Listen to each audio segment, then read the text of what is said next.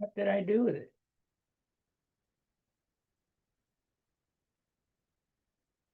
Well, welcome to our Friday night hangout. There we are. I was starting to freak out there. I lost my vaping device. Let's see. New managing moderators can support your channel in even more ways. Introducing managing moderators. These users have the same capability as standard moderators, but in addition, they can manage blocked words and change chat modes in live. Okay, great. We got some new features. Let's see here. We want to go here. Oh. And normally Gary Sinclair is the first one in, but you never know. It could be Joe. But here we sit, waiting on people to come in. This place here is where we congregate during the week. You know, the funny thing about stunt flyers is that, here we go, here comes Bob Hunt. Everybody in the country knows everybody. Hey, Bob, welcome. Hey, guy. You're the first one tonight. Yeah. So what's new? Or nothing. Yeah. Yeah, I'm surprised you're on this early. You're usually on about 8 o'clock. Well, my wife's watching something on TV with my son Robbie, and I didn't want to watch it, so I figured I'd watch this. Yeah. It's hard to explain what we do here to people who don't fly stunt, but I was just explaining that we talk back and forth. We're all modelers that have known each other for a while around the country, and it's just a nice little gathering place for us. Yeah, it's kind of a doghouse for old men. Yeah. Here comes Gary. Gary, you're falling down. Bob Hunt beat you. Yeah, I beat you. Yeah. Did you get my email? Yes, sir. Is that Sure okay? did. Thank you. Was that okay? Sure. Yeah.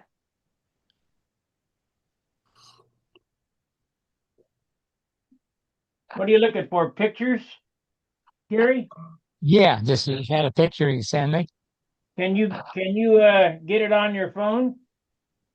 Yeah. I got a picture here. Well, I'll send you for the calendar. Let's see here. Send him a story too.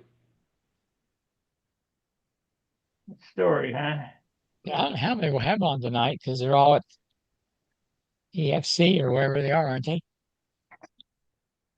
Well, they're all trick or treating. Oh, trick or treat. Photos. Let's see here. Oop.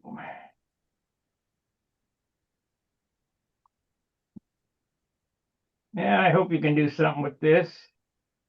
One photo. Two photos. We'll just leave it with two. Done. And send. Okay, should be getting them here in a minute. Okay.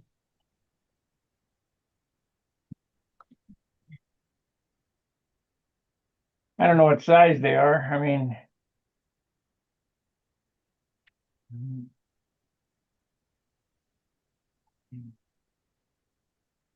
where's everybody at right now? What? Trick or treating. Yeah. There's a What's meet that? someplace in there. There's going to lead to go. I don't know. Gilbert going, and There's a what? Contest? I thought so. But everybody seemed like everybody's going to leave Huh. last Wednesday or Thursday. Where's the contest? Arkansas, I think. Oh, Is that where it's at? I think so. that's where my dad was from, Arkansas. You get them, Gary? Not yet. They got to turn the crank faster.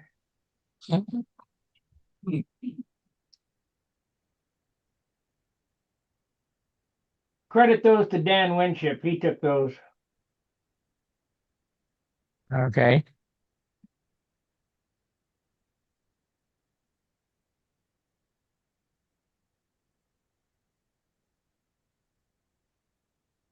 Need to see if he got that thing I sent him.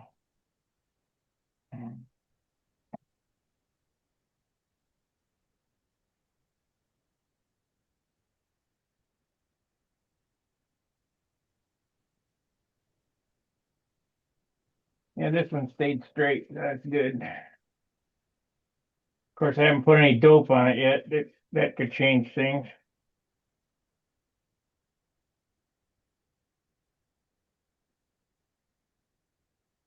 Gotta change my dog calendar here. Tomorrow morning.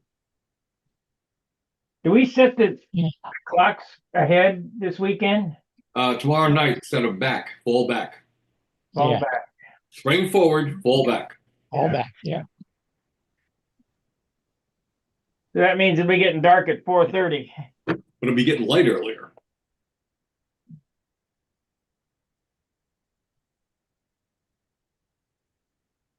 Be going home in the dark. I know you got them now. My bell ain't that slow. See, not unless you've that. But where did you send them to? Your phone. It's not come through yet.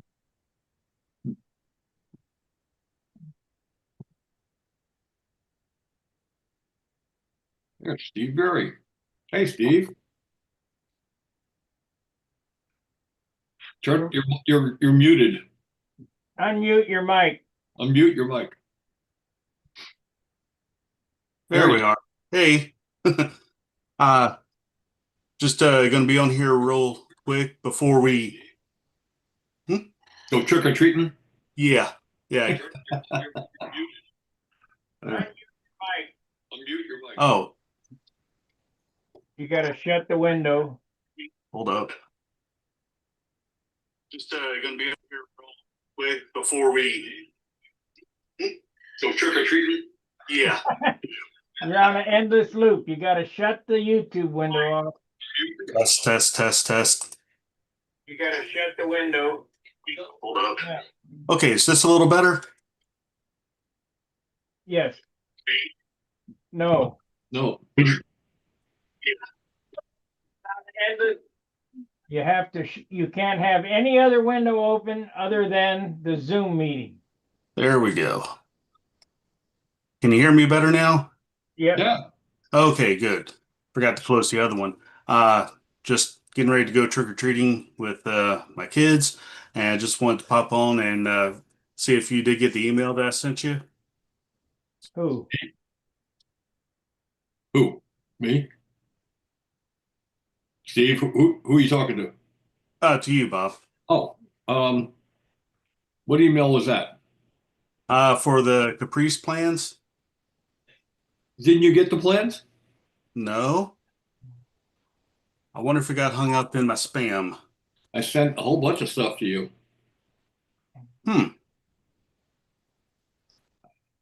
I guess we're gonna be building a group build Caprice. Yeah, it looks like that's the winner. Huh. I sent a whole bunch. Let me just check when I sent those out. Just so happens that I have a lost foam jig and a set of plans for that airplane. Yeah. Nice. Hey, what a coincidence. So do I. Yeah. Let's see. Yeah. You can build it along with us, Bob. Show us the pointers. Yeah, I might do that. I could always use another Caprice. Oh, I thought I sent those out. Hold on a second. Do you think a 32 would be enough power for that? OS 32F? Yeah. Yeah, sure. I would reduce the blowdown a little bit, but other than that, I don't have them here as sent, but I thought I sent them. Wait a minute. Or if they got hung up in your outbox. I go. Drafts. Let me go to drafts. Yeah, I got it, Sparky. This is I I Okay. got it. Yeah. Okay. I never had them see that way before. All right. I got you. well, I'm must be going crazy. I thought I sent them, but I will send them. I'm sorry about that. Okay. Oh no, that's no problem. I just want to verify, uh, I guess the squirrel inside your computer wasn't running fast enough to keep Yeah. up. No, I have two chipmunks on a turntable.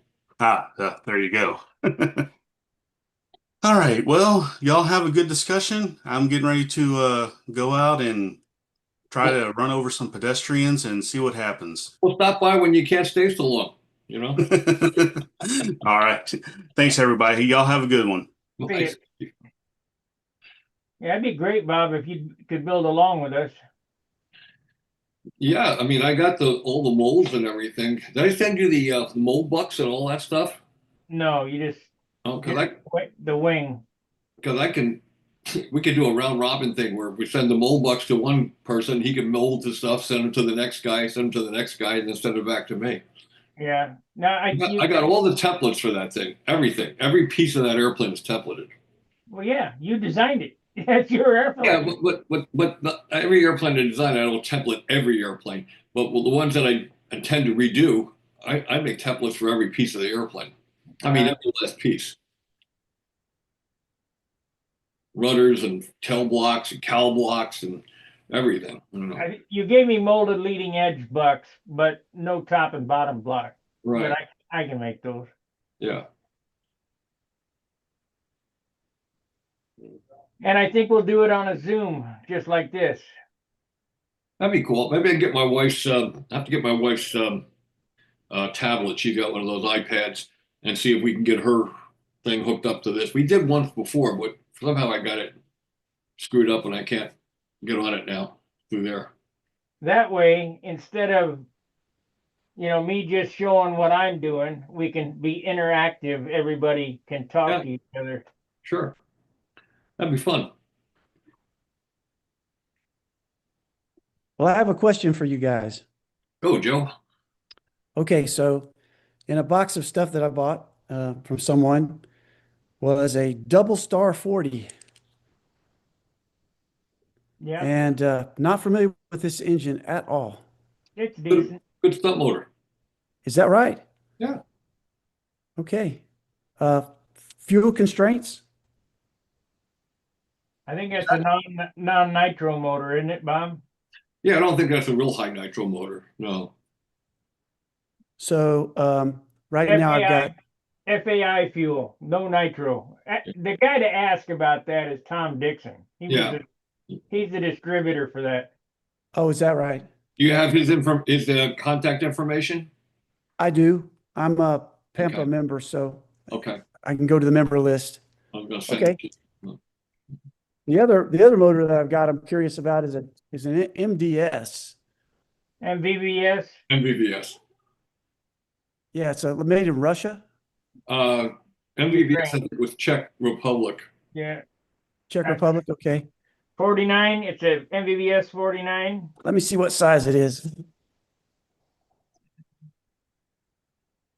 Actually, I think depends on the year. It was either made in the Czech Republic or Czechoslovakia when it was still Czechoslovakia. I had one of them motors. It was pretty nice. Yeah.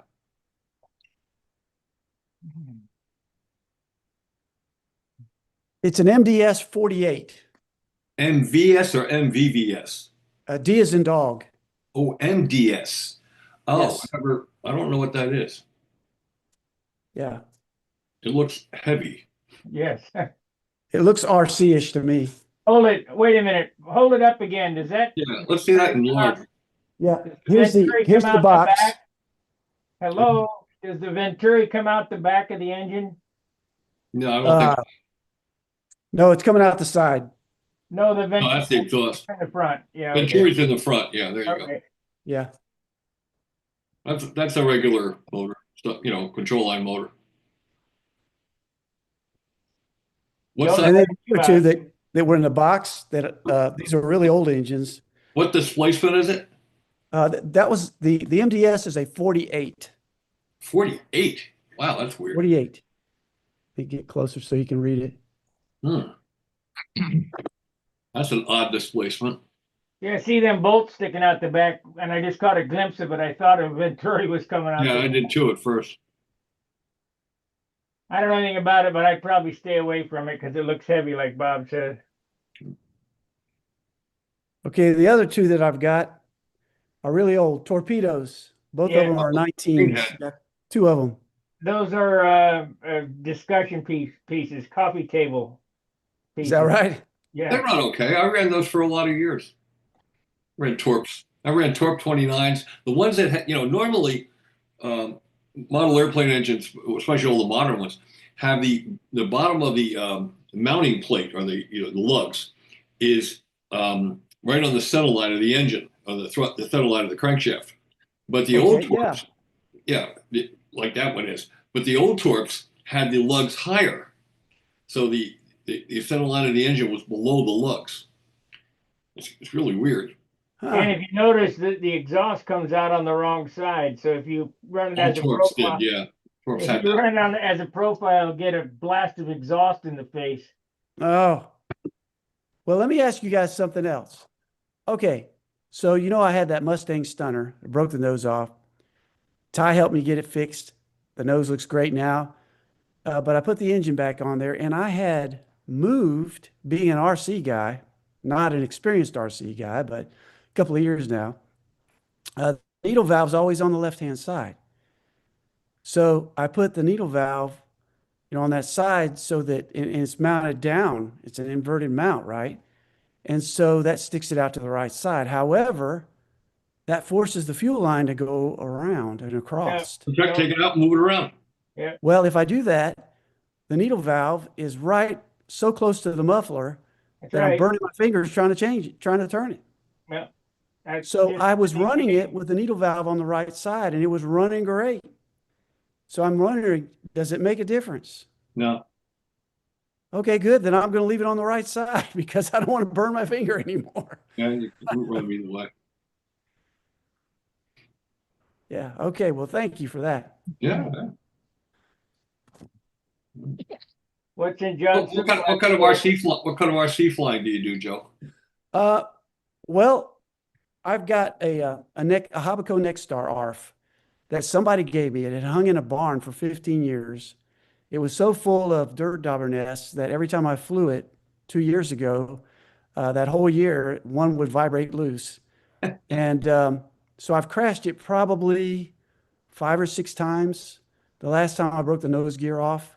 It's got it's one of my favorite engines. It's so reliable. A Super Tiger 45. That thing starts up every time, runs great. Never had any problem out of it. And then I've got let's see if you can see behind me here. Okay, you see the one up to the right of my face? Mm-hmm. Okay, so that is a Super Sportster.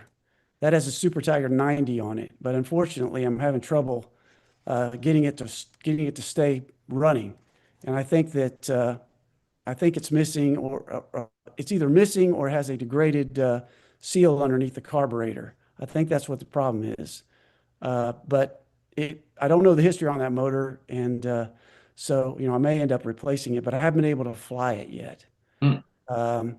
And so over here is a Thunderbolt that is finished but doesn't have control surfaces on it yet, or servos mounted, or engine, or anything like that. Waiting on that one until I get more experienced. This one is a Contender that somebody that used to fly. Turn the camera up so we can see it. Oh, Can you turn your camera? There you go. okay. It's a Contender, and I've got them covered up. Okay, and then up here. There you go. Up here is an ugly stick. Yeah. Oh, there it is. Yeah. That's an ugly stick. That has a Sato 56 on it. And let me see if I can get the other ones. So, well, before I go there, I have 2 ugly sticks. That is a later version, a Great Plains version. Somebody gave me a first edition ugly stick, and the wings are totally different on that thing. Let me go get that wing so I can show you.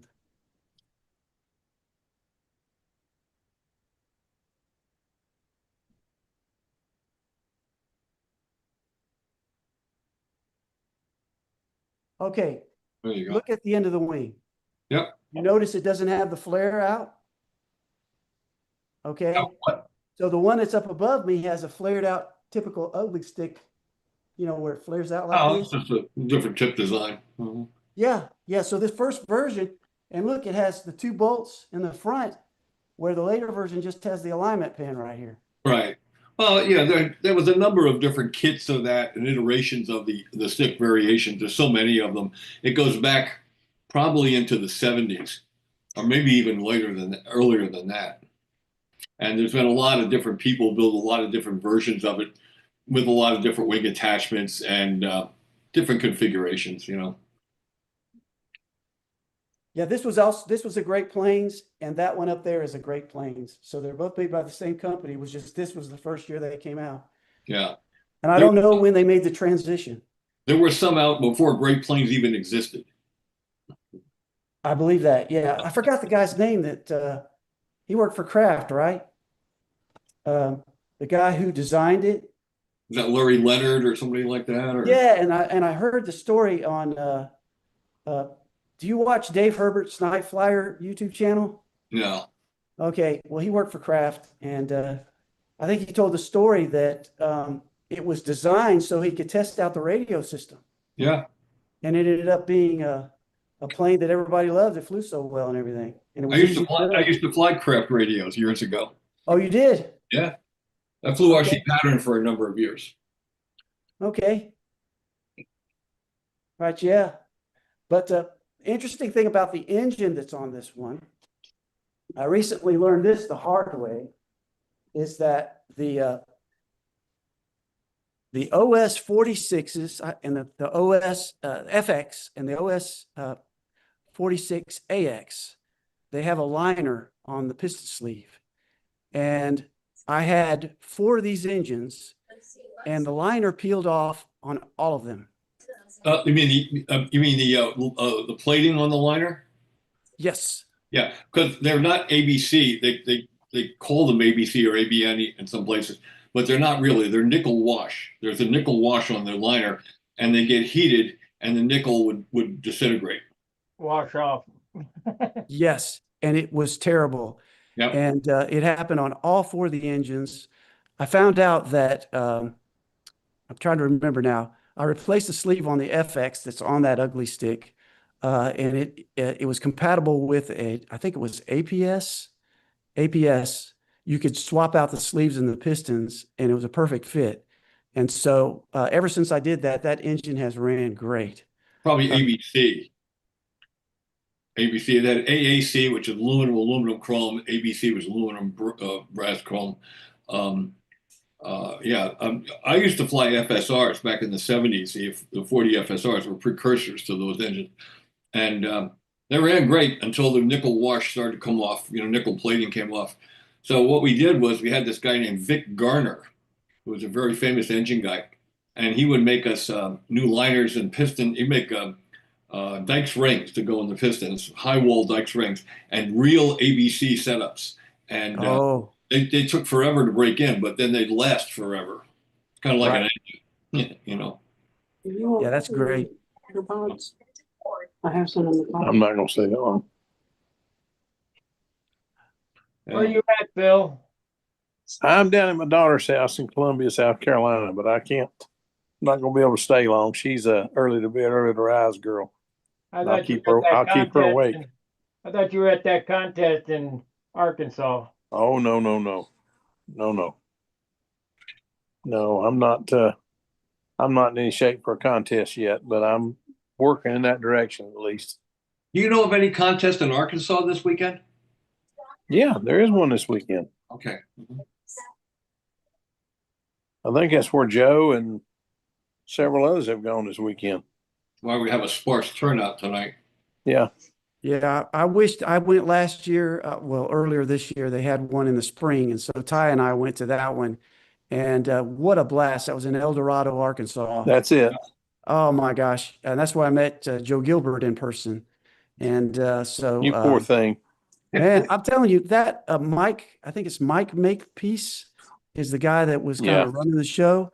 And what a nice guy. He had us all over to his house for dinner that Friday night. And it was just very pleasant. Really enjoyed it a lot. Yeah. Unfortunately, couldn't go this go round. Did you say hello to Ty for me like I asked you to? Oh yeah, he was listening. He saw it live. He's probably watching it right now. Hi, Ty. Yeah. Hey, John, we haven't heard from you yet. Trick or treat. Yeah. Oh God, we just got through with that. Boy, they come out here in droves. It's busy, busy, busy here. Anyway, one thing you're gonna discover is there's in all the people you meet in stunt, and you'll meet a bunch if you go to some contests. You can meet 1,000 and you won't have 3 that you won't like. They're all good people. Yeah, that's what I have learned is that it's a smaller group. The bonding between the control line guys seems to be better than the RC guys. I just really got a taste of it, when I went to that was my first control line event I ever went to, and just really enjoyed it a lot. It's the only event I've done everything from, I raced cars when I was a kid, everything from dragsters to sports cars to some pretty hot stuff, pretty fast stuff. And I tried my hand at motorcycle racing, but I was not cut out for that. But anyway, I'm too darn big. Go-karts and all kinds of stuff. And I've competed in model airplanes, shooting, everything I've ever thought of, I've tried to compete in, including racing bicycles at 40. Figure that one out. My wife says that was my midlife crisis shorts. But anyway, hey, I got to 70 and without too many heart problems. So it did its job. I still ride occasionally. But anyway, this is the only event I've ever competed in where a guy will give you what you need to beat him, but you still got to beat him. Yeah, that's true.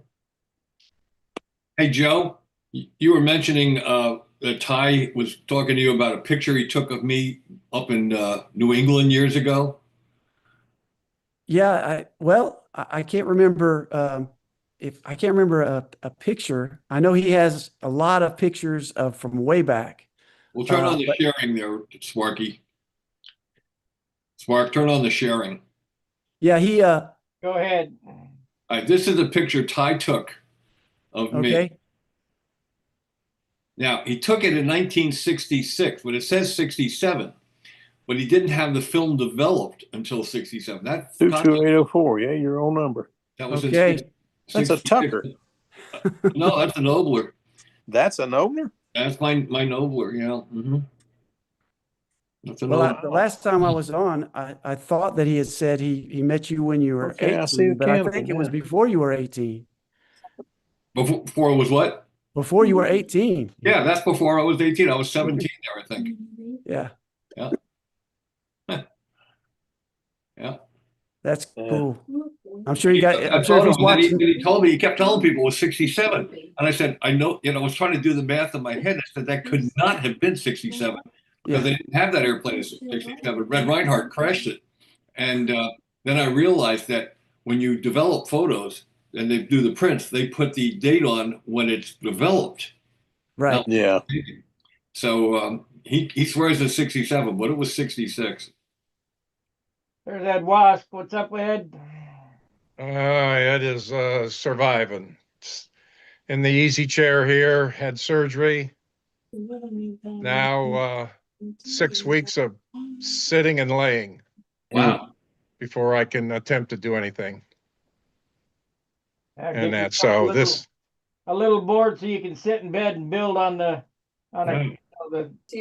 bed and breakfast type. Great. thing. I've been looking at plans and things like that. Yeah, been doing some of that. I got a pretty good imagination, but I can't imagine that man sitting for 6 weeks. Mm-mm. No You don't choice. know how to be quiet that long. Is this still when you had the boot on your leg at the thing we went to? Yeah. Is that what that's about? The same thing? That boot was to try to make it stable enough for me to not hurt as much, Gotcha. to hold me off until surgery. And that was purely nothing they could do until we went back in. So we'll see in about another 5 months Wow. how I'm doing and stuff. Good gracious. Well, good luck. Yeah, thanks. But at least I know a couple times a week I can They're still coming. I can sit here Really? Yeah. and that. Full force. Yeah. Good gracious. And Joe, I was waiting for your email because I was going to send you a few things, but I don't know if anything was sent yet. And you're muted, Joe. You're muted, Joe. Okay, yeah, I got the email and I went to your website. I just haven't responded yet, but I will. Okay. And I just wanted to say that,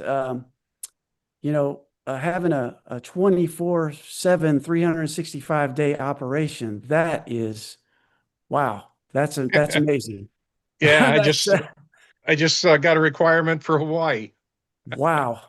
I used to work for United Airlines when I was in college, and I did everything except fly them and wash them and flight attendant. I didn't, of course, no, but that's back in the 80s. But I've been around the tarmac a lot, around airplanes, and I used to, when I was a gate agent, and a dispatcher, I would have to coordinate with, maintenance and repairs. And so Yeah. those guys would have to come in and, I kind of know how that is. And when I read that yours was 365, 24/7, I'm like, wow, that's a lot of pressure. It's quite an That's a lot of operation. late nights. It's quite an operation. I had the opportunity to go visit it, and it's amazing. And then they keep on giving me more. I'm supposed to be retired. I laugh at you. That's funny. Whose fault is that, Ed? Well, actually, I don't feel like I work. Yeah, Mama does that cause Mama does the work? We all do the work. Oh, I know that. Yeah, no matter what's your position, we all chip in, and the right culture is there, and the right people are there, Well, you got that. and that. You got a good group. Yeah. So I was listening the other night prior to surgery, and I don't remember the guy's name that was talking about building not a Pinto, a Pathfinder half A electric, and he said he was going electric, and so from what I'm seeing, John Parrish has some stunners that are half A electric. Dennis Adamison. I've got one done. I'll have another one almost done. I believe Angstrom, Tony was saying they're building one. And so this other gentleman is building one. So, I could foresee that as another nice category at Brodak. John Paris, by the way, sent me, because I asked him what motors he was using, because I used to do a lot of that small electric flying, but I got out of it for a long time. I want to get back into it, and he seems to have all the information. So I asked him to send me information. He sent me a whole raft of part numbers and what he uses. And if anybody wants that, I'm sure he wouldn't mind me forwarding that email to anybody. And who was this? Who was this? John Paris. Okay. Bob, I'd like to have a copy of that. Now, one of the things that made sense to me was a 6-inch prop. How do you determine the power system and stuff? So a 6-inch prop, and it looked like it was going to be like 190 to 220 square, maybe 225 square. So there's no set guidelines, but that's kind of like the ballpark that I'm in. Well, actually, you can use much bigger props. We were using like 8 or 9-inch props on the half A's. And they were those ones that had the folding thing. So if you hit the ground, they would fold back and wouldn't break. But you can use a much bigger prop, and it's almost like post-stall condition flying. You can actually do almost like bislop flying with them. Oh, wow. That big prop. But I can foresee that as a nice category, but also on the scale side. When you look at the 049 on the scale side, it's just how fast can you go around and land, and stuff. Whereas you could put a better power system and put a simple throttle control and have a lot more fun and that. So plans to have one of those to fool around at Brodak this coming year Yeah. and that. But yeah, it'd be interesting to see, what could we do? So I've got a Epiphany that Pat Johnson did. That's half A, and then I reduced a Brodak Focke-Wulf 190 stunner to 32 inches, and that's all framed up and working on finishing it since I can't do nothing else. So, so hopefully I can fly, or I might have to get somebody to fly the stuff for me. I've I got been a building little- a few half A electrics, Ed, and my experience has been that you just have to try various props. Yeah. And I would suggest you have some sixes, some sevens, and some eights. Yeah. And because I've found different answers on different little half A airplanes. And the other thing, you may be aware of this if you're thinking about a half A stunner. John Paris designed a half A Oriental, I think it is, Yep. that Brodak sells. Yeah, And kid, I'm gonna- from what I can tell, that's a good airplane. Yep. I think that's 190-inch square on that one. Yeah, I couldn't tell you that. I just know it has a good reputation. Yeah. I got one I designed and built about 2/3 of it. I was invited to fly at an indoor facility over the winter. It was like one of them domes. And my friend Jim Martin, the RC pattern guy from back in the 70s, he's flying in there, and he said, they've invited you to come up and fly control line. I said, oh, that's great. So I started building an airplane free virtually and got about 2/3 of the way done. He called me up. He says, yeah, he says, you got it done? I said, not yet. He said, well, you can hold off on it. He said, the dome collapsed under the snow. Oh, jeez. But I called the airplane the wire stripper, and I'll probably get it done and fly it. Sensible airplane. Well, and I leaned towards this also because I could fly this size on my side yard Yeah. and that. So, which is really, for somebody that's having trouble getting around, I was able to fly prior to surgery right next to my house and stuff. So it was made it pretty exciting. And now also the neighborhood kids, they were here for trick or treating, want to know how I was doing, and whenever they come by, we do something airplane rocket wise, Mm-hmm. and that. So, but yeah, who knows in regards to this half A electric? I just can see, I see a nice category for it, and it's something fairly quick to make and fairly simple. Brodak has half A stunt, right? Are electrics not eligible? No. No, Oh, okay. same in scale. I see. Ed, when you decide you want to combine your two hobbies and build a half A airplane with a rocket motor, just a word of warning: if you decide to put the motor 2/3 of the way up the fuselage and let it run like a jet ought to run on something like that, put some kind of metal under the fuselage to keep it from burning the fuselage in half. Don't ask me how I know. Yeah. These are, Have you seen the guy with the ME-163 Comet and he put a rocket motor on RC? Yeah, I saw that on YouTube, I think. Yeah. Man, that thing moves. That thing took off and is a half a lap before I could even think about what happened. And then, the motor only runs for like 7 seconds. But you Right. make 3 laps and then the tail fell off while it was trying to glide. The tail burned off the thing. is that showing? Yeah. Yeah, there you go. That's Yeah. Dick Paulus and me, and some of Dick's airplanes. He used to bring them up. We flew them in my backyard. And with his friend Ray Borden is off to the left. You can't see him. He had airplanes published in Flying Models. This guy Ray Borden, back as early as 1948. He had combat wings, 48, 49 in Flying Models on the cover. And he passed away shortly after this picture was taken. But you can see the size of the propeller on the one I'm holding in my left hand. Yeah. On all of them have pretty good sized propellers on them. And a lot of offset. If you look at the offset on the one that Dick is holding, these things are, you can lay down and fly the whole pattern over your head in calm weather. Well, Wow. my question is, though, how do you make it fair for everybody that says I'm doing electric 049?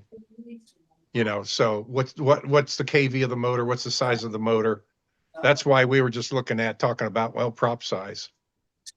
Well, again, if anybody wants that information that John sent me, I'm sure he wouldn't mind me sharing it. So I still Yeah. have an email. Yeah, it'd be interesting to Yeah. see. Yeah. I'd so- like to so see it. Just send me And- an email. Send me an email, and can I put in the chat my email address, and people online won't see it? I don't think so. I think they'll only see it here.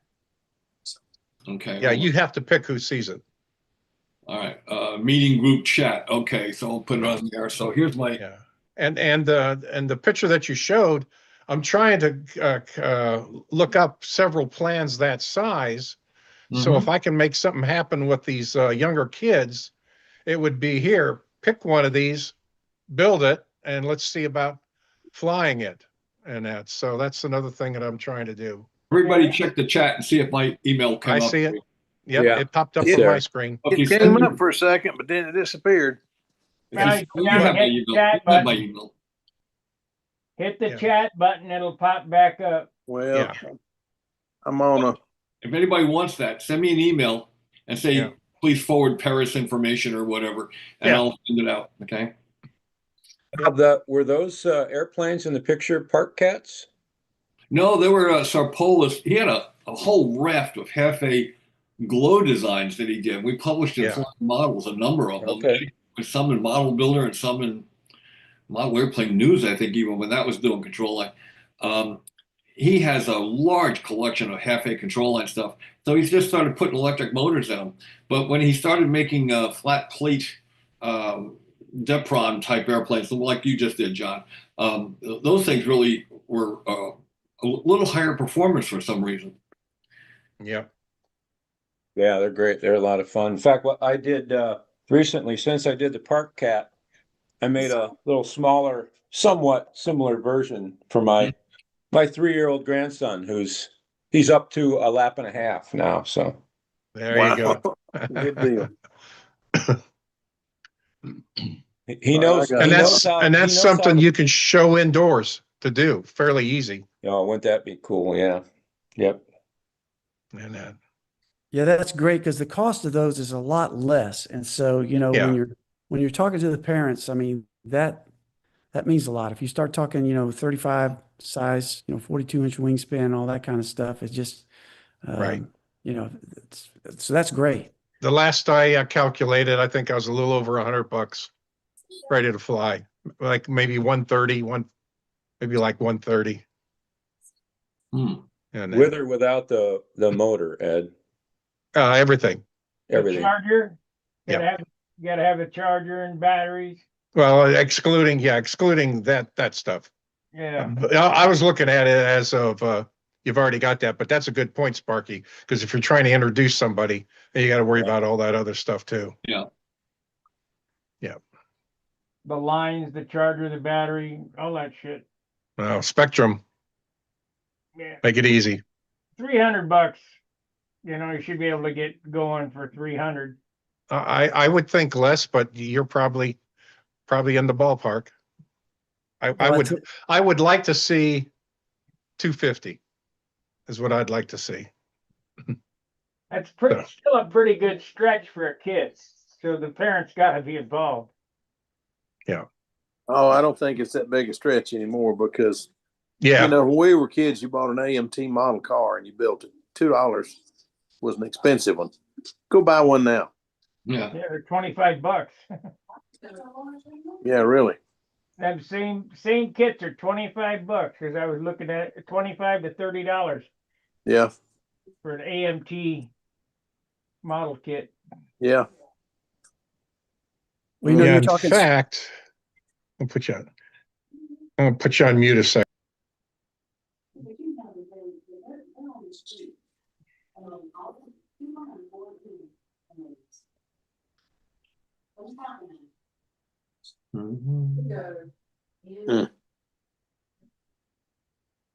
Bob, what are you building on now?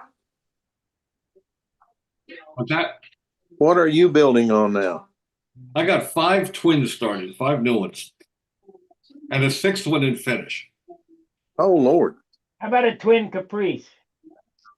That's not out of the question. Twin Genesis is not out of the question either.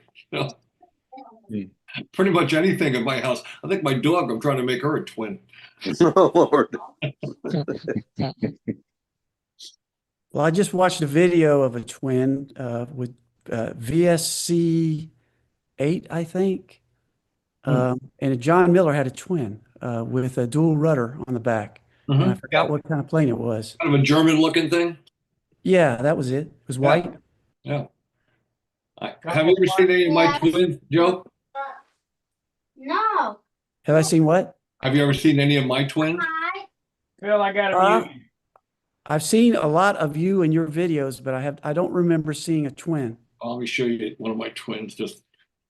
I've been building nothing but twins. These guys know I've been wearing them out with twins. Let me see if I can find one. Well, here's the second wind.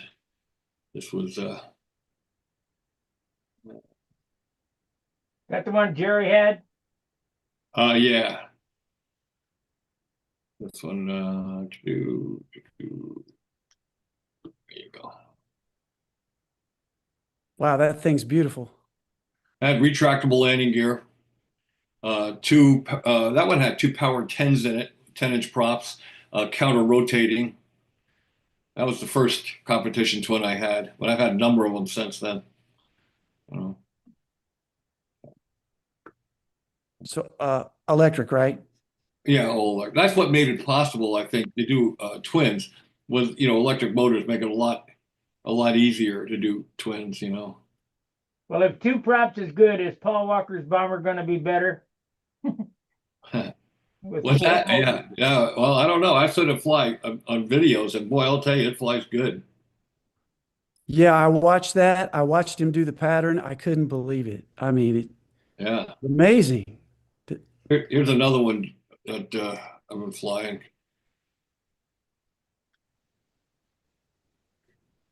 That is a very sharp looking airplane. It flies good. I've just gutted that one. I'm putting all new gear in. I'm putting in the new 12-pin Igor timer with the kick in the corner features. And it's twin, of course. And that timer also has a retract function. This one's set up for retracts, but they don't have retracts in it currently. And I'll show you one more. I'll get back to Do this. the props spin in opposite directions, Bob? Yeah, they're counter rotating. The tops of the props in that particular airplane spin towards the canopy. In other words, with the top of the props go towards the canopy. So the inboard motor is a normal rotation. The outboard motor is a reverse rotation. And they work pretty good. And here's another one. So when you say kick in the corner, so how much of an RPM boost do you put in the corners? Well, I don't know. I mean, I haven't. I've just been watching them fly jealously, and you can definitely hear the kick in the corner. Matter of fact, I'm just going to put this one up. Then I'll tell you something that's interesting, and you can look it up on YouTube. Okay. This is the wildfire.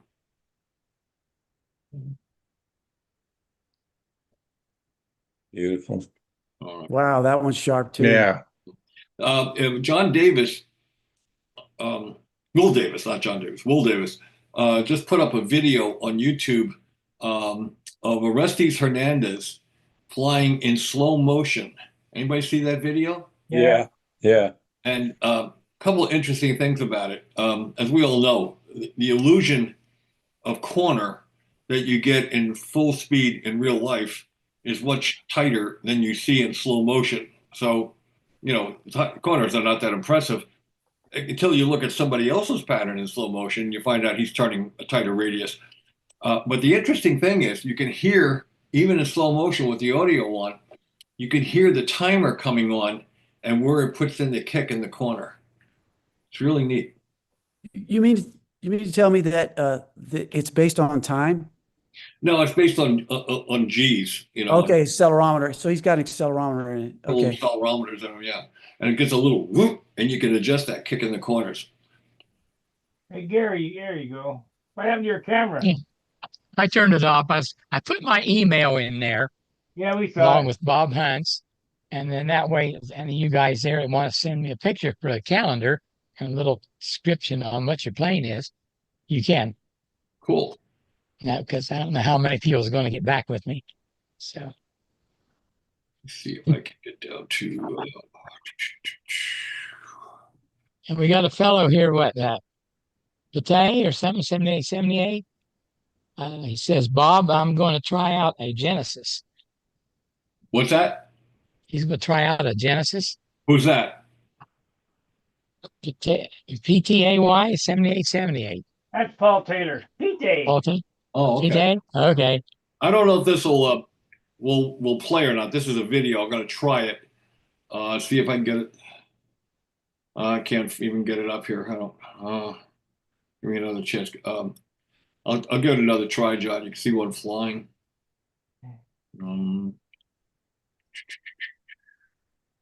I'm curious if he actually calculated, what the G-force should be in the turns, or if he did it empirically just by trial and error.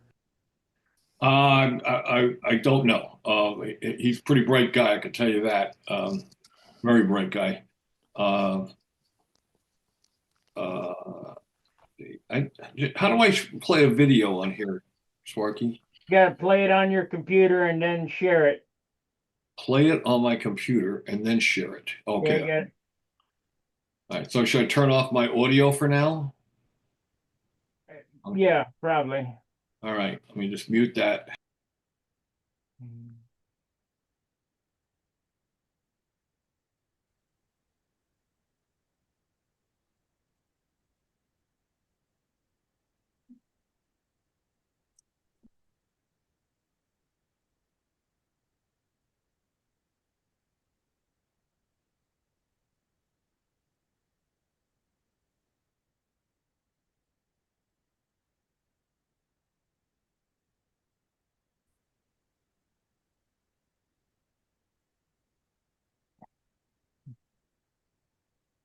Well, I guess it ain't working.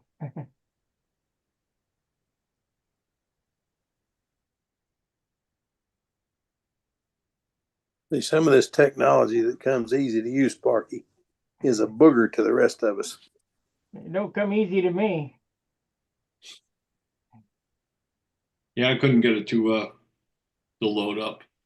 Yeah, you got to have a pretty swift moving computer to run all that stuff. The Zoom meeting and video, and I mean, I can do it, but Well, I don't have that. Maybe I can do it with the double take one. Let's try this one. That might work. Open it up, get it playing, and then hit share, and then select that window. Okay, let's try this. There you There, go. that's looking good. Yeah.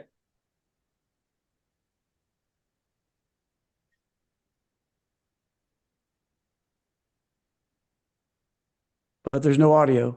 That's the smaller twin. That's the little. I'll do it again. Might have to have his audio on. Well, he's got his audio on. Oh, that's right. Yeah, I heard him. That's the smaller one that we did, little test bed twin, but they fly pretty good. Get that other one to play now. I don't know. Anyway, they're a lot of fun to play with. If you guys ever get a chance to see Orestes fly, really pay attention, because you will learn something just watching.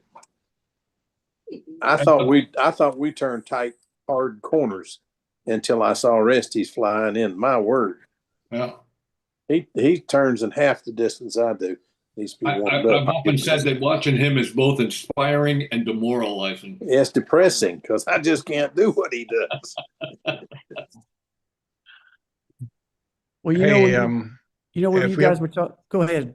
If you want to go back to the half a second, if that's all right. Yeah. That is nice. There's the Epiphany. And that. Oh yeah. Yeah. And it's got a badass 23. 2305 1440 kV. Look at that. It's with battery ready to go. It's 11.5 ounces. What's the KV of that? 1440. So you got like a 3S system or a 2S system? 3S. Yeah.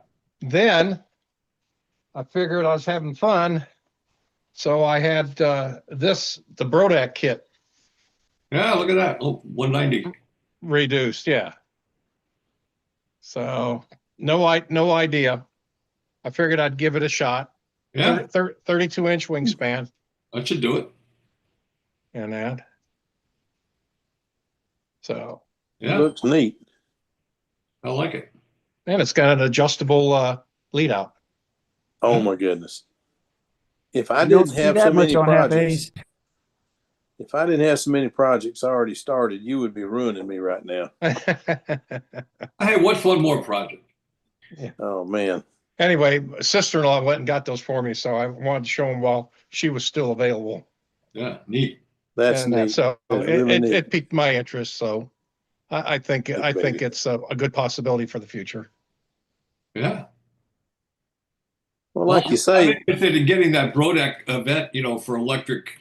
I don't think we can call it electric 049, but we can call it, come up with a cute name for it, electric minis or, Right. It's still a half A. Now, are we going to have a KV or a motor size restriction? No, that's what we were talking about. How do you restrict it?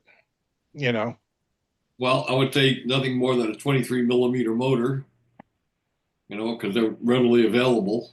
And Yep. maybe, the length of the motor, you have a 05, maybe we make that the restriction. Or I would say, I'd rather go for a 2310. You know why?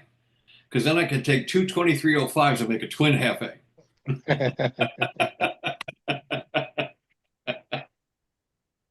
Okay, Chris, you can take what these. are we going to do with him? Always thinking. Well, I've got a question for you guys. Okay, so on the RC side, I love, and I've got one electric RC, an Aero Scout, and so I love the Spectrum. You mentioned Spectrum, Ed. I love the Spectrum smart batteries, and the reason I like them so much is because that you can program them to auto discharge after a certain amount of time, and it's selectable. And so you just program it in and you don't have to worry about discharging your batteries. It's a safety feature. And I love it. But the problem is those batteries are big and heavy. They don't they don't seem to have a smart battery version in the smaller batteries. Yeah, I see why they came out with them. It's pretty easy for people that are new to electric. I'm not thrilled about them, mainly because I'd like to know where to set things. What should I be looking at? So once you get to know the batteries, it's for me, it's a better idea. I had one battery less than a year old, completely discharge itself. They wouldn't do anything about it, so they pretty upset me over there at Horizon and that Really? stuff. So, but they're designed to where you can be fully charged. You don't fly. You go put it in your storage container, and it automatically will drain until it gets to 50%. I was told, and supposedly supposed to stop there. Right. Mine didn't. Oh, well, mine have never got, because I'm constantly flying, the electric foamy that I've got, because I can fly it near my house with the RFID in it. And, I've never had it go down that far, but I've had it down, close, and I've never had any problems with them. So I don't know. Well, my problem is with me not being in great shape, the battery's sitting. So Right. once a year, twice a year, I go through and I check the levels of all of them. Right. And this happened in between one of the settings. And I just did a bunch of smaller batteries before surgery and stuff. And I had some stuff that was a little bit low. So Right. the stuff that weren't the Spectrum, they discharged some a little bit lower, but it was easy to just get them back to 30% or 40%, whatever you prefer. Whereas with the other one, you got to put it on the smart charger Yes. and do whatever it says. So kind of Right. a personal preference choice. No. Right. Yeah. But the Yeah, important thing I is, also, the important thing is never to put them away fully charged. You know, always discharge them down, just do a storage charge. Well, and Bob, but these will start discharging for you. yeah, it's It's automatic. one of the Is advantages. there some kind of a feature on the battery itself that does that? Yep. Built in. And Yep. that's also weak. And you have to use their charger because of the type of plug. And Right. so it's like, no, you're trying to lock me into this only, and I'm not interested. Yeah, you I can't. like Thunder Powers. Yeah, you can't use the charger for other batteries either, though. Even though they are advertised that you can, I haven't found a battery yet that's working with my smart charger other than the Spectrum smart batteries. But I use they also have a lithium ion version. And so I use those for my receivers for my big balsa RC planes. Yep. A lot of us, Joe, have switched over to Li-ions for our flight batteries, and I've been using them for about 3 years now, and I like them a lot better than I like Li-poly. Yeah, lithium ion is supposed to be safer. It is safer, and you don't have that 25% rule. You can run them almost all the way down to the end. They got the new 3,000 milliamp packs now, best cells, and you can make packs out of those. And you can charge them at 2C, where the original ones, you can only charge it 1C. Now you can charge them as fast as 2C, although I still charge it 1C. And the nice thing about it is the Li-ions, you can charge the night before. It's not going to hurt them to stay overnight. And you can fly the next day, and if you don't fly them all and you come home and you don't discharge them right away, it's not going to hurt them. Yeah. So Those are the 18650s. yeah, that's the 3,000 milliamp. I got 6S 3000s. And they're cheaper. Well, you have to make them yourself, but yeah, they're about half the price. And they're supposed to last now. I'm never going to find this out at my age. They're supposed to last for up to 1,000 runs.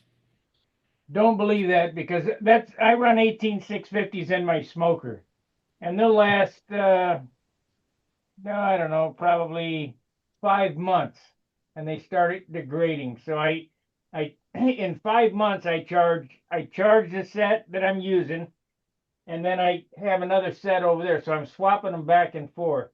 And this here draws nothing like an electric motor. Hmm. I don't know. I'm just saying what I've been told. So I'll never find out at my age. I got 8 of them for the twin right now. The sticks, the 6-cell sticks.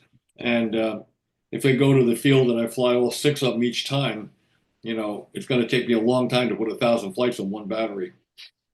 Yeah. Longer than That's marketing. Longer than I have left.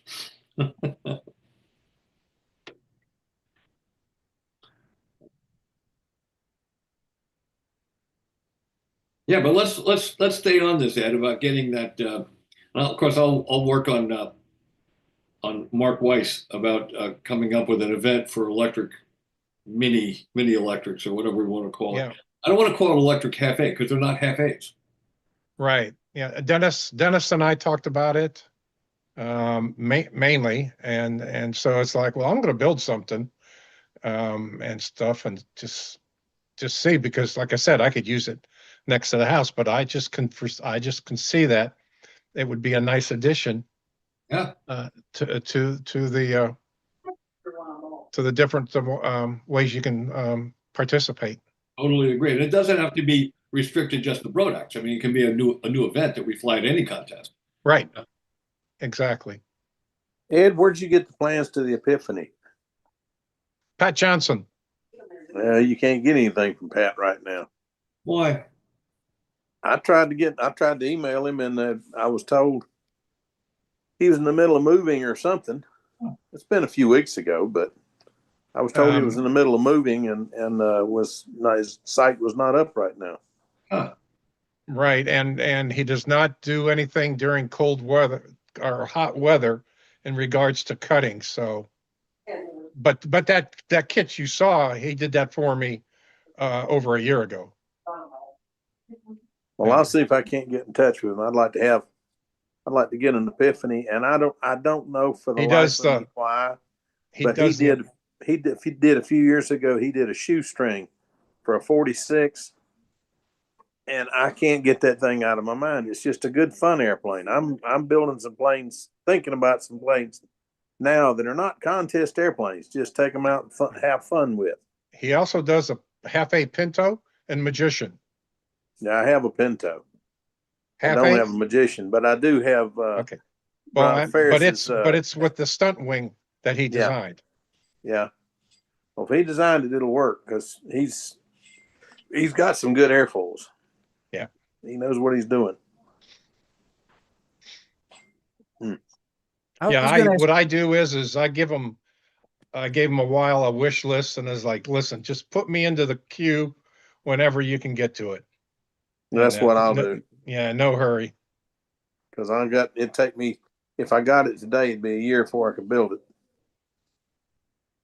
I've started a new thing. I'm going to finish what I got started before I start anything else. Man, it's just as soon as I made up my mind to do that, I find 5 things I'd love to do right now. Yeah, I'm gonna say, what fun is that? Get a lot of projects started. Just don't mix up the parts. Yeah, well, that's true, but I got so much stuff started and nothing finished. I'm about to finish I should in the next few weeks finish a humongous, and I'm going to be so tickled to get it finished. Because I started this plane 10 years ago and I kept pushing it behind. I started it the day after I retired, and I'm going to finally finish it this year. Oh, Lord. Anyway, there's been several planes finished in the meantime, but in fact, started and finished. But that old humongous has been sitting around for a long time. It's been a long time coming. I gave up on old time for a while. Now I've decided to try to do it again. Here's a question for everybody. It's like one of those group questions. What's your least favorite part to build on a model airplane? The wheel pants. Anybody else? That was my first thought. If you have to build control systems. I don't think there's anything that's not my favorite. For me, it'd be the wing. I can accidentally build a wing. He's not kidding. But Robin can build a wing in his sleep. I never liked building stands and elevators for some reason. I do them, but it's never been my favorite. Okay, here's what I dislike the most. I don't like doing built up elevators and flaps. Yeah. They suck. Yep. I'd much rather have a solid piece of wood. They're not only a pain to build, they're a pain to cover and keep straight. And Correct. They warp like crazy. Mm-hmm. Well, that's true. You know, a lot of guys use the rod method. I don't use the rod method. I just hold it in my hand and sand an airfoil on it. And it's straight as an arrow, but it kind of looks funky in the video. But I just sand an airfoil and just, and they stay straight that way. But you do it on the rods, they always warp for me. How do you do a stab or a flap on a rod? Little bitty rods. No, you take the thickness of the flap, and then what is it, a little over halfway, you sand it. I mean, just like normal. I just watched a Bob Hunt video where Bob did that like 2 days ago. yeah, but the rod method, I modified that because I still use that occasionally. But I don't use a rod at the leading edge. I use a flat plate of aluminum. You can buy it at Home Depot or Lowe's. And the reason is, if you use the 1/4 inch rod, say you have a 1/4 inch flap, and you want to taper it. So the first thing you do is a 1/4 inch in the leading edge, and let's say for argument's sake, 5/32 or 3/16 at the trailing edge. There you go. When you get that first side done, you turn it over, put the same rod at the front, and put an 1/8 inch rod at the back, and sand down to that. You got an equal taper. But theoretically, that will also put a curve into it. I've never had a problem with it. But if you're going to do that way, instead of using a rod at the leading edge, use a flat plate. Use like a piece of 1/4 by 3/4 aluminum or something. Because if you use the rod, the actual center of the rod, the full diameter, is forward of the front of the flap. And you're actually going to be tapering it less than 1/4 inch. So if you put a flat plate in there, you get the exact 1/4 inch. And it does work. Well, Get key stock. Is that what you're saying? yeah, Um, something like that. This piece of, you can go get stock at Home Depot or Lowe's. They have a place there where you can buy stock. And I just get a piece of 1/4 inch aluminum by 5/8 or something, or 3/4, and just put that up against the leading edge. And then you get a full leading edge. The leading edge doesn't reduce then when you're sanding it. It stays at 1/4 inch. Well, Wow. those aren't quite the flaps that I hate. I hate like the ones that are on my Simply Blues. They're built up, where you got a whole bunch of pieces and ribs, and you got to cover them. They're a pain in the ass to cover because you got to sand between all them ribs. Yeah, I'm not doing those anymore. Yeah, it is a pain. And they're, aesthetically they're pretty, but and they're light, obviously. But yeah, it can be a. I think I will give up the weight. I cut them off my Viper, the orange Viper, because they were warped on there. I think I'd give up the weight to the solid piece of wood, but that's only if you can get good wood.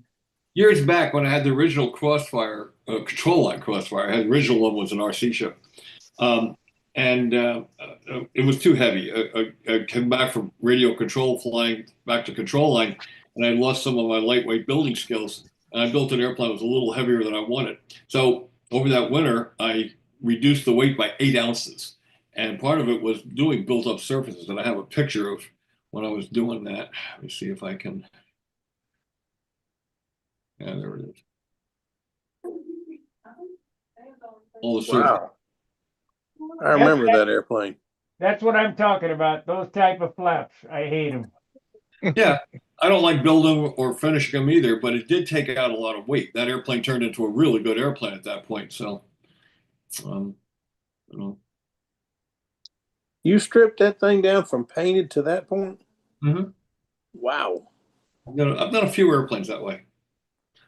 I'm a masochist. Do you use paint stripper? Yeah, I did use paint stripper, and I forgot what the name of it was, but that airplane then after it was, this is what it looked like after it was refinished with those flaps on it. Clean strip works real good. Yeah, I think it was clean and strip. And that's And what it looked like the refinished. secret to doing that is to have cellophane. You got to paint it on and then wrap the thing with cellophane to hold it moist. Yeah, that's a good. I didn't do that, but that's a good idea. So that was when it was 8 ounces lighter. So I took fourth at the Nats that year with it. And then a half hour later, you come back and undo that saran wrap, and everything just peels right off down to the bare wood, including the fillets. The stuff I had was water neutralizing, so you just it worked good. Well, stuff I use to clean strip is not water neutralizing. You got to buy neutralizer to kill that. Remember, this was back in 1980. Well, about 1990, right? 89, 1990. That's when I did that. That's back when they had the good stuff. Yeah, really. Let's see. I was going to show something else, but I can't find it. No big deal. That was probably Aerogloss paint, wasn't it? No, that was yeah. You know what? No, that was our first one I did with car paint. That was my first airplane with car paint, and that's why it was a little heavy. So I learned how to put the car paint on lighter on the second go round. So I remember it was pretty. It was a sharp airplane. that was a good airplane. Very good airplane. I did the other Crossfire, the newer one. The one I designed in 2010. You remember Phil when I had that thing picked up by the dust devil at the Nats and thrown down the runway and broken in half? I was standing right there, I was trying to catch it. Yeah, Made everybody sick. including me. Yeah. But I stripped that airplane down, rebuilt it, and refinished it. And I stripped that. I didn't strip that one. I sanded that one. I sanded everything off that airplane. And I think I got a picture of it here. That's a glutton for punishment there. It was. I'll never do that again. But there it is. Wow. And I put a new bottom block on it, and a new top block, and changed the configuration of it a little bit, and it flew a lot better in this configuration. It was a good one. Wow. Yeah, it was a lot of work. Gee, it was a lot of work. Mm. But it came out really well. I mean, it really did come out looking pretty good. I was happy with it. I figured with your talents, you just build a new one. Well, I should, it doesn't matter about my talents. It's just I should have, it was just more work than it was worth, I don't know. You did well with it. Yeah, but it was like, and this is when it was refinished.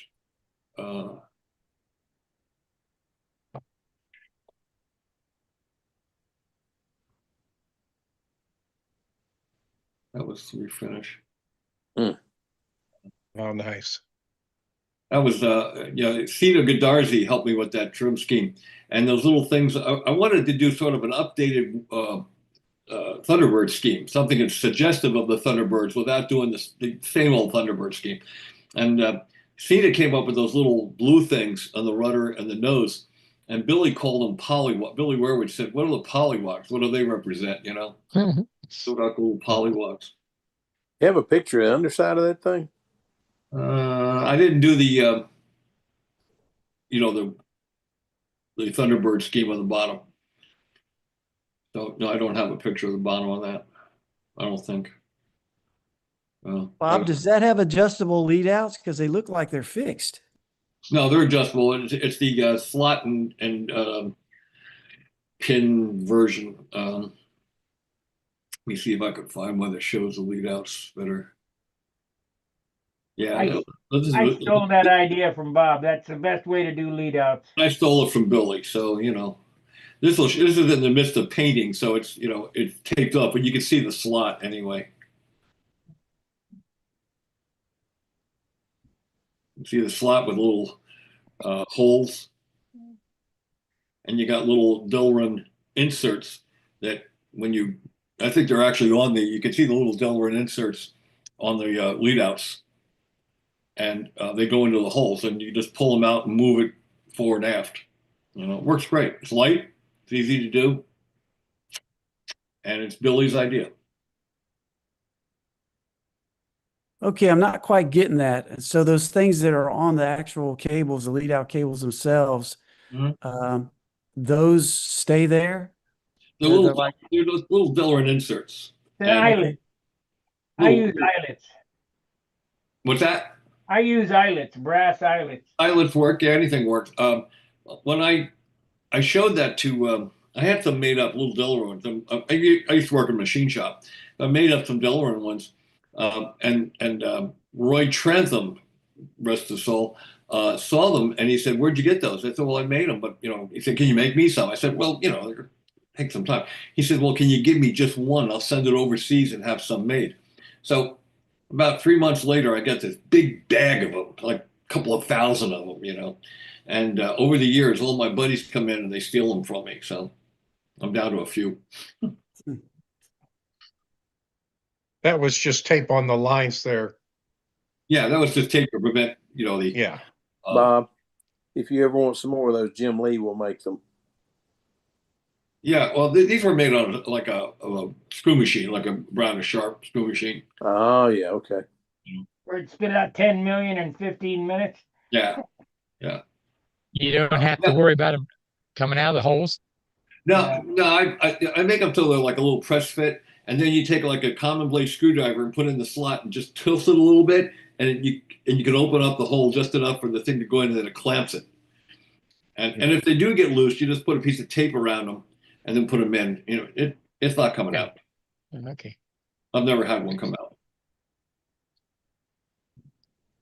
What do you make the line slide out of? Piece of plywood? Light Yeah, block? I make it out of a piece of quarter. I start with a piece of 1/4 by 3/4 basswood, and I don't, Yeah, makes sense. Now, Bob, he cuts that slot in there.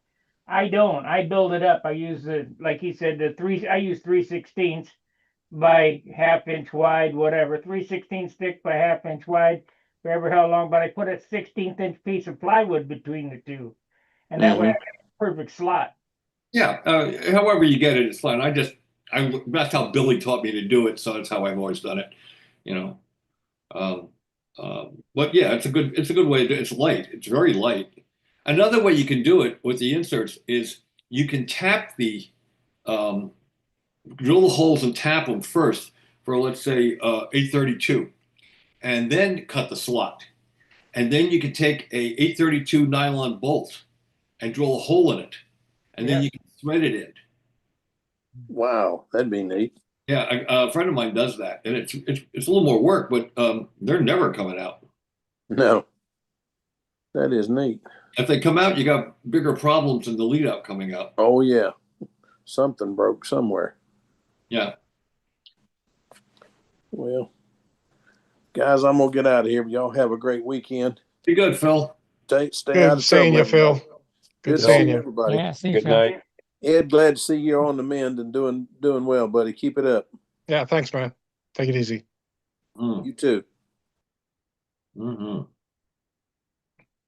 Do any of you guys remember a company going back just a few years called Blackhawk Models? Yeah, sure. Did a lot of heavy stuff, didn't they? They did, yeah. Mostly that. And one little bigger airplane called a Challenger, which I've got a kit. And I really I want to talk with those guys, whoever was producing it. So that's my reason for asking the question.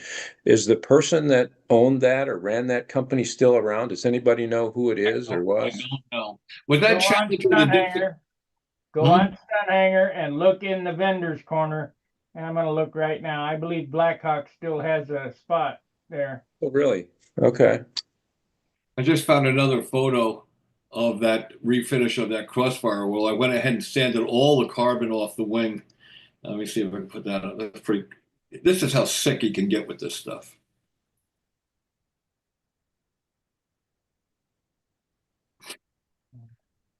That was a refinish. I had new top shell, new bottom shell, made new flaps, new elevators. I kept the fin. I was able to save the fin. Sanded everything off that airplane. Look in the vendor's corner. But that Challenger, was that the Dick Sarpolis Challenger? Like a profile with a jet kind of style to it? No, it was the other less known Challenger. Okay.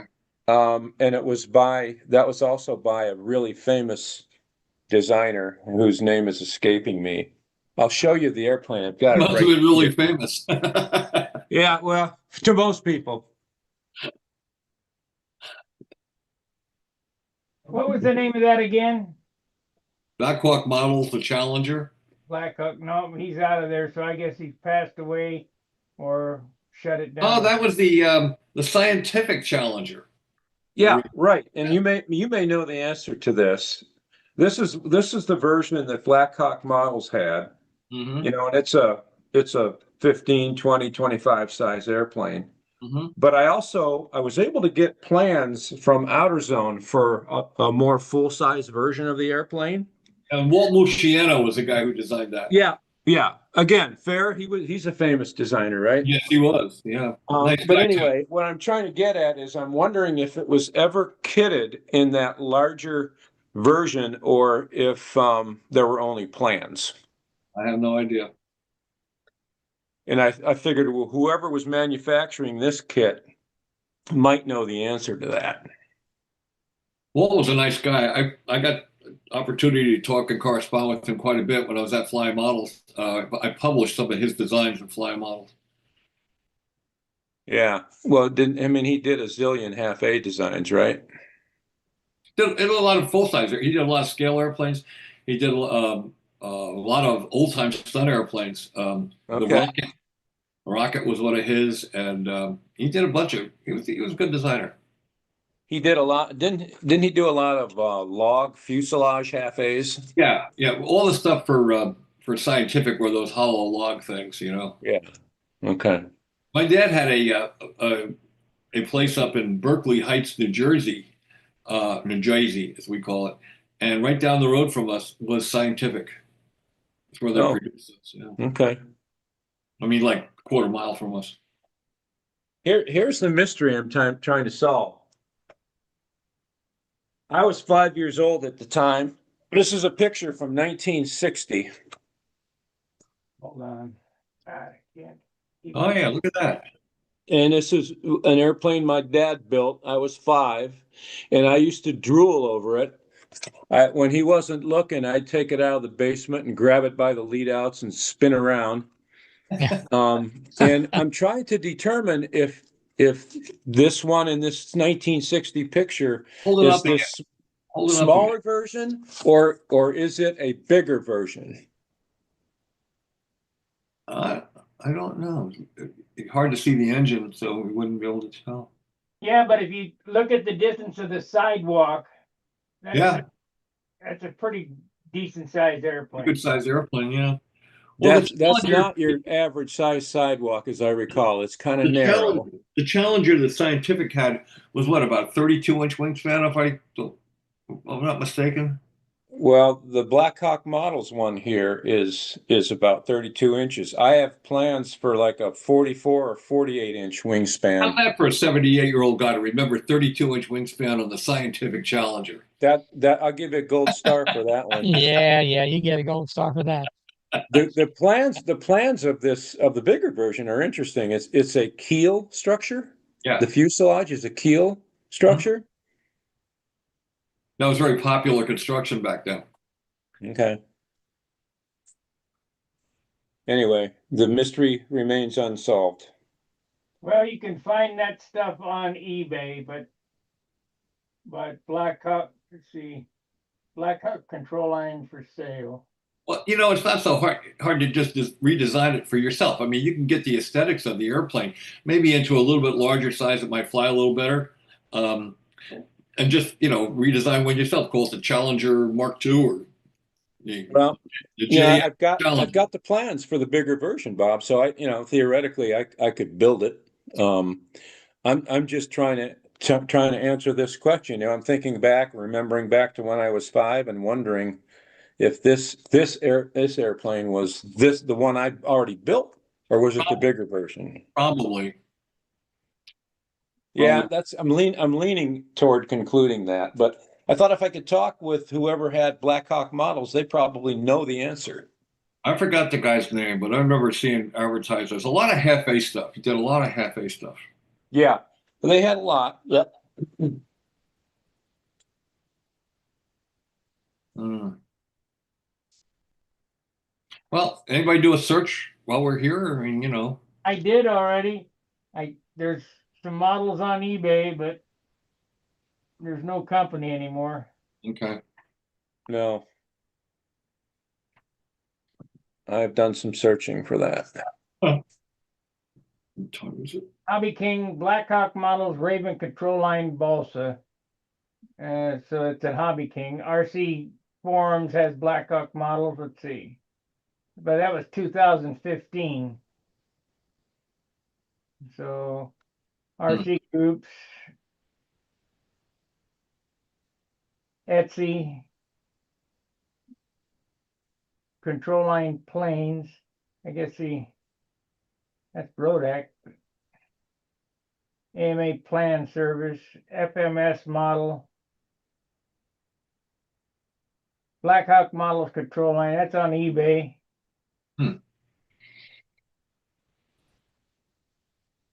That's the first page. You go to the second page.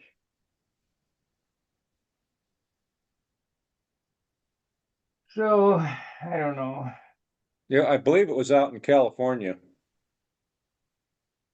Well, he was a advertiser on Stunt Hangar. I remember that. Okay. Yeah. And All right. I take people down that want to come down. So Sure.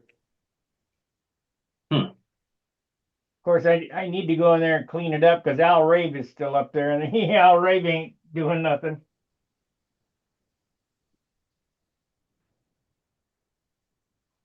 Yeah. So Well, third, well, speaking of vintage airplanes, Ty gave me a stack of magazines that he had when he was a kid, and he really took really good care of them. And so, Air Trails, Oh yeah. and this is July 1953, Yep. and you can see the advertisement for the OK Cub on the back. Yep. Had a bunch Yeah. of those. Yeah. Lots I of do. lots of good stuff in these. I mean, Oh save yeah. those, and 100 years from now they'll be worth something. yeah. Well, I don't care how much they're worth right now. I just love the information that's in them. I Yep. mean, just plans, everything. It's just amazing. That Bonzo, is that a Delgado design? Who designed that airplane? Who's on that? Or was that It's Calvin a Smith or let's see, Steve Whitman. well, yeah, but that was the full size one. Who did the models? Who did the model? By Calhoun Smith. Cal Smith, yeah. Yeah. And so just tons of great plans and articles. And a lot of 3-view drawings that were and exploded drawings and cutaways and stuff. How much Yeah. was an OK Cub back then? $1.95. Gosh, this magazine was 35 cents. That was Yeah. an expensive magazine back then. Yeah. Um, I got a stack of those. yeah, it's great. He gave me a stack of those, and then he gave me a stack of these too, which is Control Line World. Yeah, There's one of them. Rodex. Yeah. Feature article, Pat Johnston, competitor and friend. Lots of good stuff in these as well. So I'm really looking forward to going through these. Are you a Pampa member? I am. Yeah, so you can go on the Pampa website and access all the back stunt news. You can download them. Oh, really? Okay. Yeah, they're all there. You got to do is go in and download, and there's I don't know, 20 years worth of them or something. A lot of All good right. stuff in those. Yeah, Okay. That's good to know. I didn't know that. that's one of the value-added benefits of being a Pampa member. You go and you download all that stuff. Have you Did that Plymouth change loaded up? recently? What's Did that? that change recently, Bob? Because a while back I had trouble after going back about 4 or 5 years. They wouldn't let me. Huh. Well, we're a new webmaster, hopefully coming up here pretty soon. Okay. We look I into haven't that. tried it in over a year, so All that I'll have stuff to is try it on. again. Yeah. I mean, all the years that I edited, which went back to what, 2010 or something, that's all on there.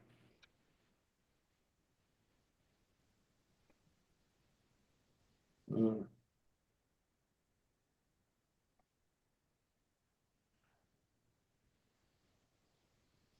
we have what they call here a pregnant pause.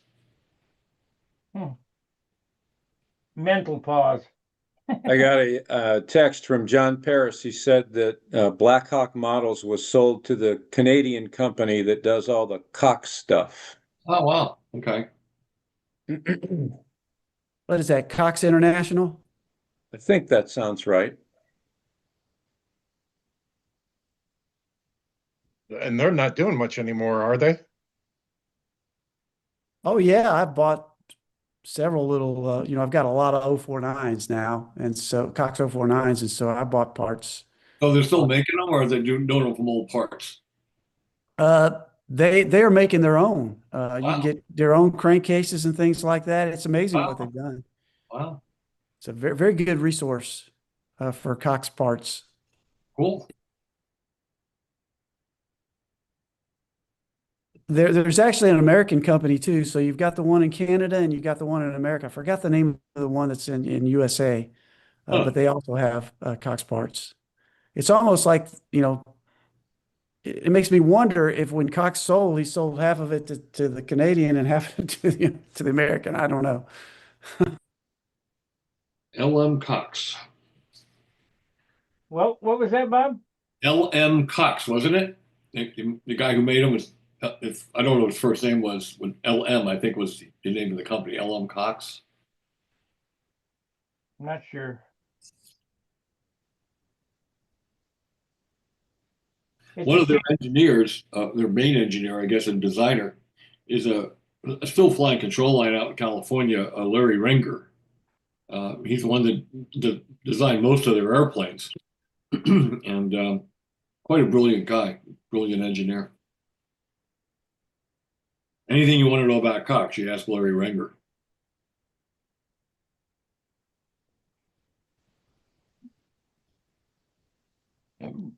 Remember the BF-109 they had, the blue foam, folded foam wing, and then they had the Chipmunk with the white folded foam wing, the ones that really flew well. Larry designed all of those.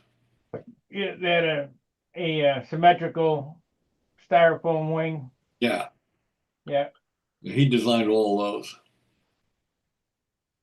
Well, it's a good thing he didn't design the Stuka because it didn't fly worth a damn. That predated him. Well, I forgot to tell you, Sparky, I saw your video of you flying your Thunderbolt. I don't know what year it was or where you were at, but it was windy. Yeah, it's was the talking Nats. Yeah. Oh, okay. That Yeah. was the year all the Brazilians brought their Thunderbolts. Okay. And he had a lot of compliments about your paint scheme, your finishing job on that thing. Well, Top Flight stole that paint scheme from me. And didn't Is that right? Yes, they did. And they put it on their RC Thunderbolt.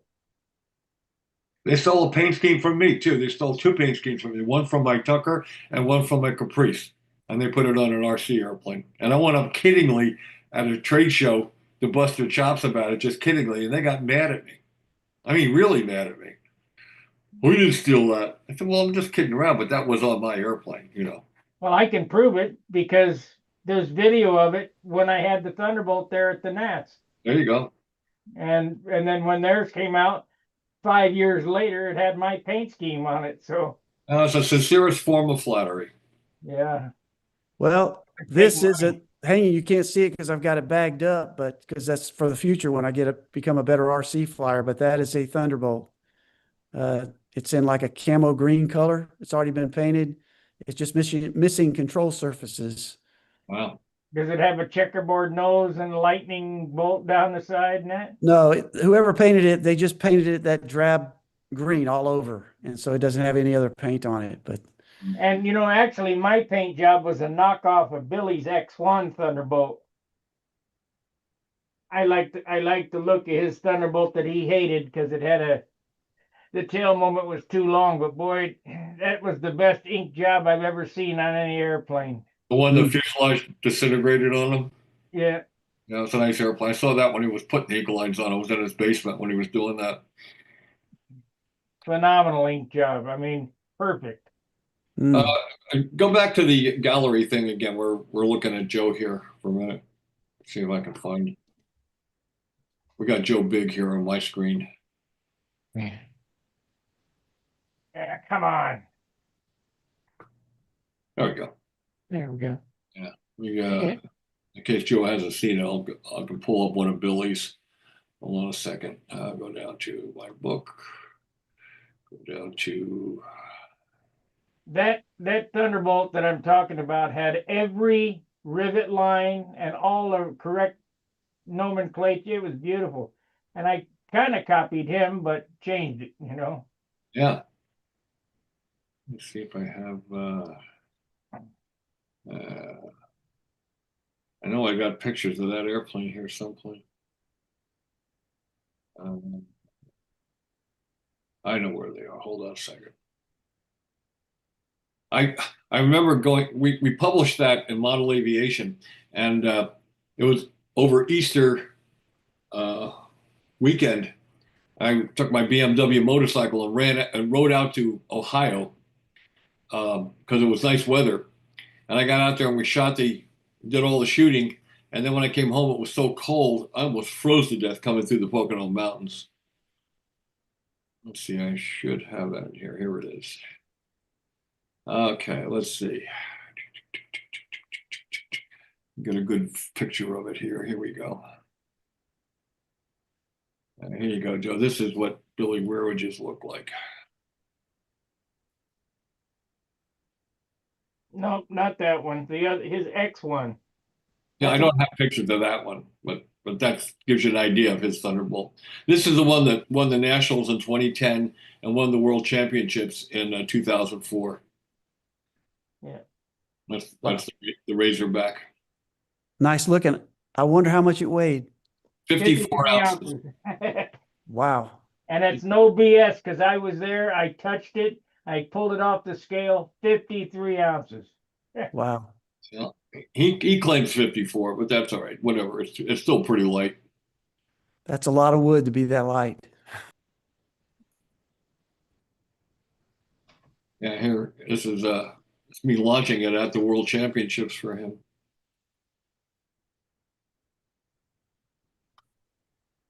Look at that form. Yeah. How is he doing? Not great. He fell just recently and hurt himself again. So, you know, I talked to him last week and he's not doing real well. Unfortunately. That's tough. Yeah. Here's a fellow, Vice or Crackley, is this? Was that? I know, Vice or Crackley looks like 5220. He says, how much to send down to New Zealand, Bob? Oh, I don't I know. suppose them things he's going to send out to the Genesis. That's it. Put that back, Bob. Yeah. That's the one I kind of did a knockoff on. Yeah, I see all the ink lines. Yeah. That was the third one. He had five of them. He had five of them. Oh, beautiful airplane. That one, the ink on that was beautiful. That's unreal. And we have the other one, That's neat. let's see, where's the other one? Got pictures of all of them in here, I think. Maybe not. Was the red I-beam one the same size, only with a SV-22 wing in it? Yeah, it was about the same size, but it was thinner, a thinner fuselage. I don't have pictures of that one here, unfortunately. I don't have a picture of that. Thought I did. But he had another one. Yeah, this one here. I don't have a full picture of it, but I got a picture of enough. This is this. He built two of them in my shop. Basically the wings and everything, and it was the one, the Razorback, and this one, not the one like you copied, but this was this one of the first two he did. Excuse me, the red one was the first one. This was the second and third one. So this was essentially the third one, and the one you built a copy of was the fourth one, and then the one that came apart had the dihedral. That was the fifth one. Does So that this one one- there have retractable landing gear in it? It was set up for retracts, but we never put them in. Yeah. And this one is the one he brought in, and we converted it to electric. Now Mark Weiss has it. He sold it to Mark Weiss. Yeah. So, yeah. Was the Aries the first one they started out with? No, Or he had a which- lot of airplanes before the Aries. Before the Aries? Oh, okay. Yeah. The Vulcan, the Mariah. He had he had a bunch of them. He started out in stunt flying barnstormers, and then he switched over to very similar to what the Ebinger brothers were doing. He had airplanes kind of like theirs. One was what's that airplane that Hoffman's flying now? The pink one. I can't think of the name of it. But he had one of those, and he had he and Art Pulaski did a lot of designing of the same kind of airplanes, and Wooly too. Wooly built all his airplanes in Werwich's basement. They were in the same fixtures that Billy built in, the Argus and the Cobra, and all those.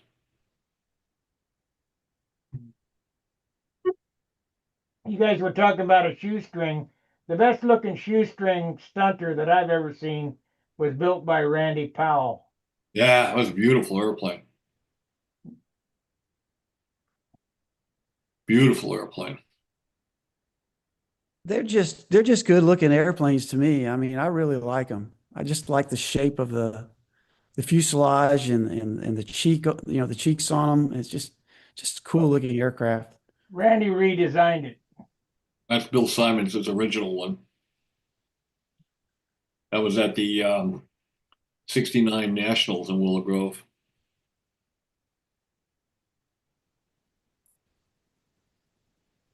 You don't have a picture of Randy Powell, do you? I don't, unfortunately. Randy's some builder. He's a really amazing builder. Just an amazing builder. You got any Gerald Champ pictures? No. No. Bill Simons. Yeah, more Billy's. I've got some pictures of Billy holding his. This was taken at. I took this at the 69 Nationals.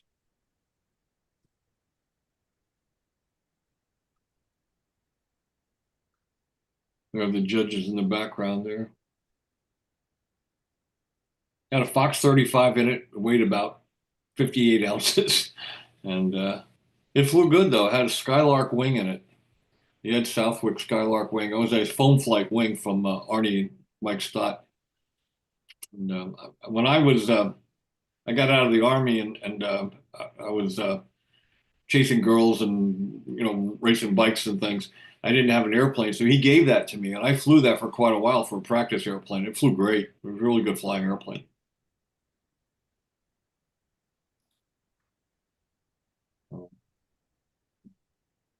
Jonathan Carradas. We'll say hello before we get off of here. I thought I'd muted the mic, but you probably heard all that. No, we're struggling with trying to pull pull a plant out of an old pot out the front here, or out the back, and it's just a matted lump of roots,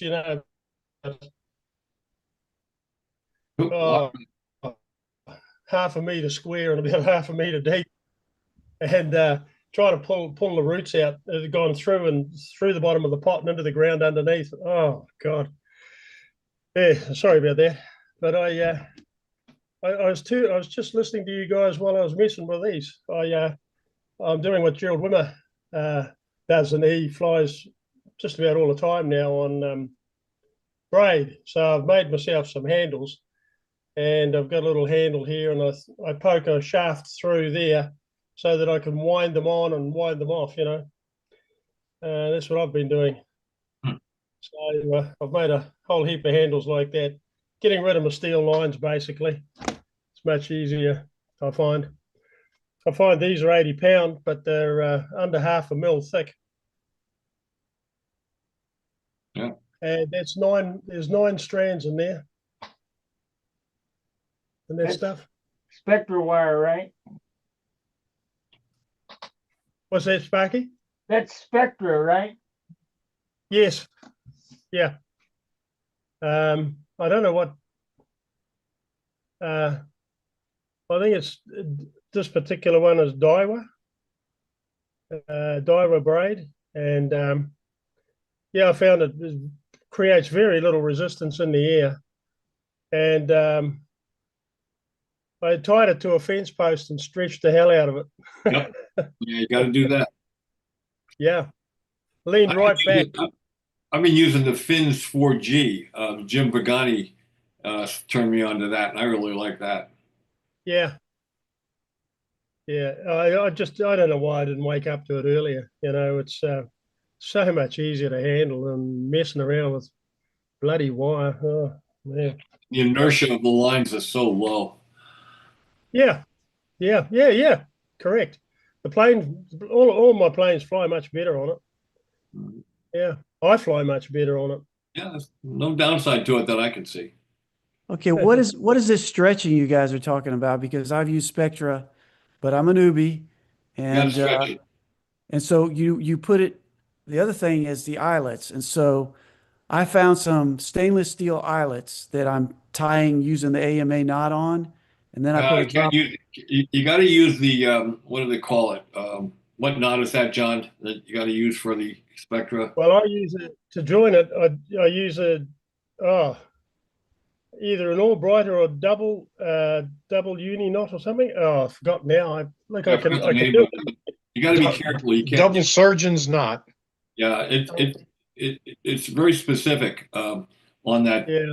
line. Otherwise, it'll pull out. Well, I've got one that won't pull out now, and I've got stainless steel eyelets I was able to find, and And don't forget when you're tying them, you must lick them and soak them with Spit on saliva, so that they'll slide past each other, and tighten up really well.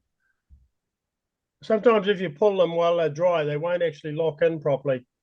You're using the other you're thing- using an AMA wrap on it, is what you're saying? You wrapping it down and folding it back and wrapping it back up again? no, there's a knot that they recommend for using fishing line. Yeah. And that's the one that I'm using. Yeah, yeah. The AMA has recommended the right. I forgot the name of it. Right. Is it double surgeon's knot? No, there's another name for it. Because there was a video on Stunt Hangar showing how to do that one. Yeah. Dennis Animison. Yeah, but that knot will not pull loose because I was having problems with it pulling loose. Yeah, Even with CA on it, it was still pulling loose. I forgot the name of that knot. On the tip of my tongue, but And at the end of the lines where it joins the model, I've been doing a double loop. So there's two lines, right. and tying them off, and but no mechanical. I haven't been putting an eyelet on there or anything like that. You were talking earlier about shoe eyelets and things like that on the end of your wingtips.